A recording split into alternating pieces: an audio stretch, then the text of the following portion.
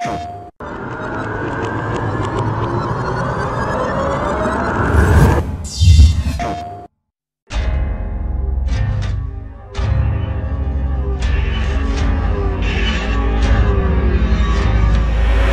focus of this game has always been about these characters, and every decision we've made has always been, how do we show off this relationship? How do we show off this bond? How do we build Joel and Ellie over the course of the entire game and get you to care about each character and then how they relate to one another?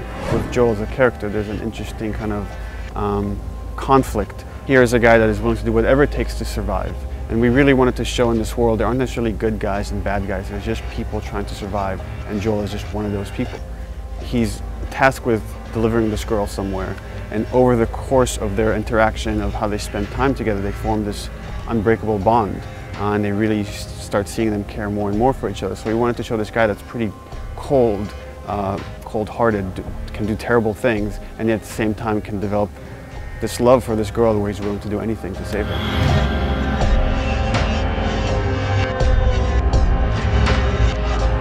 Well, it all started when we saw a documentary about this fungus called a cordyceps.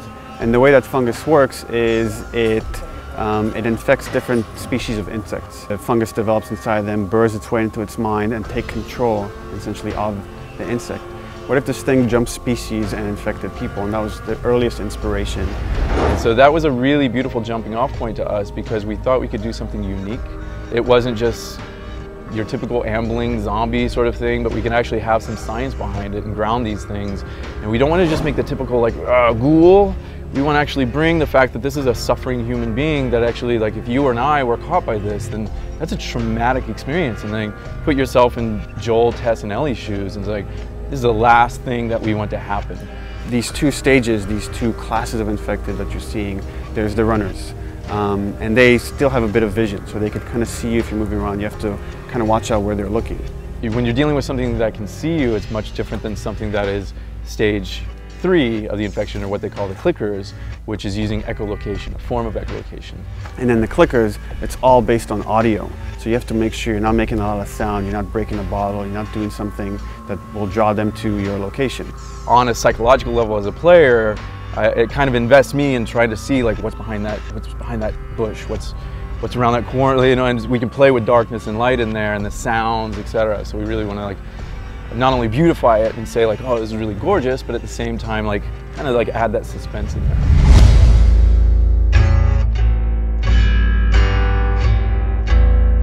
What you want to see is the contrast between the stark reality of the military city and that oppression versus, like, nature reclaiming the earth, what nature has done over 20 years, what the military has done fighting back the infection just to get this small little hovel, like, keeping their walls and their people contained, like, okay, we're safe, keep that locked down. You're in the city, and it's, in a way, you're surrounded by death. There's no one there, it's locations you're familiar with and that should be filled with people, should be filled with life, and they're empty. First of all, it's beautiful and creepy, like, it's one of those, like, weird, like, nature's pretty amazing kind of things.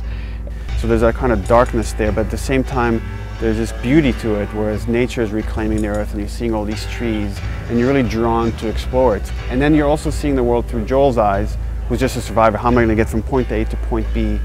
And it's contrasted against the way Ellie views the world. And it's like, again, all she's known is this oppressive quarantine zone. So when she comes out, she's never seen a skyscraper up close before. And for her to come out and actually be next to these things, these skyscrapers, glass buildings, like, wow, this is really amazing, this is really impressive. So we want to see it kind of through her eyes. In a way, they're scared for their lives. She's just enamored with the world and how it looks because she's never seen anything like this.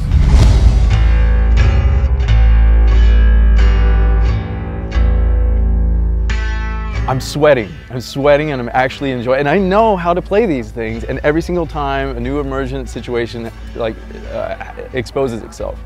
Something new happens where a guy took a left instead of a right, and that was the guy that's gonna, like, destroy me, and I got no ammo now, what do I do?